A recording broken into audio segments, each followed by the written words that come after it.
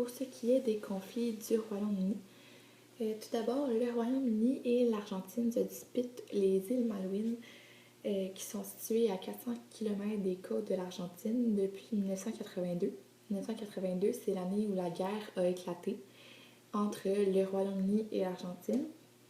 Cette guerre-là aurait causé environ 900 morts et ça a aussi fait chuter la junte militaire qui était au pouvoir à ce moment-là à Buenos Aires en Argentine.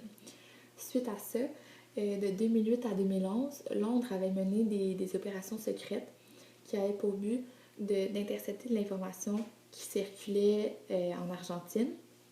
Et ça,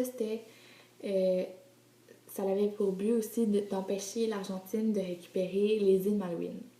Puis, il y a environ 2 semaines, Michael Fallon, le ministre britannique de la Défense du Royaume-Uni, a annoncé le renforcement militaire aux îles Malouines. Ces renforcements-là, ces procédures-là, ont été dénoncées à l'ONU et au groupe G77, plus la Chine, par l'Argentine. Notamment, on peut prendre pour exemple un commentaire de la présidente argentine Cristina Kirchner qui mentionne « Quand nous sommes allés sur ces îles, cela n'a pas été une décision d'un gouvernement démocratique, mais d'une dictature. L'attitude du Royaume-Uni, c'est presque de la provocation.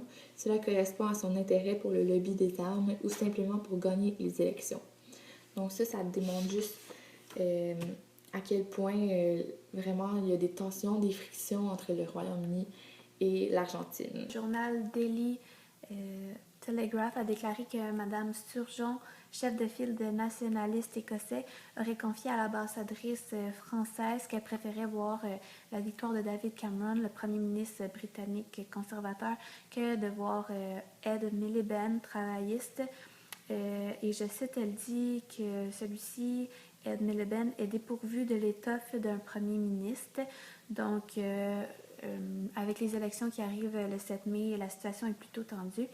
Celui-ci réplique, en fait se défend face à cette déclaration qu'elle joue un double jeu et qu'en fait elle est manipulatrice puisqu'elle elle dénie ce qu'elle a déclaré. En fait, elle dit qu'elle n'a pas dit ses propos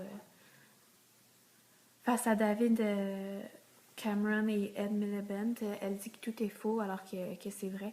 Donc, Ed Miliband dit en public, le SNP affirme ne pas vouloir d'un nouveau gouvernement conservateur, mais en privé, il dit en vouloir un.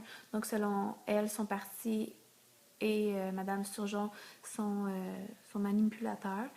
Et donc, selon le Daily Mail, ça se révèle être la femme la plus dangereuse de la Grande-Bretagne.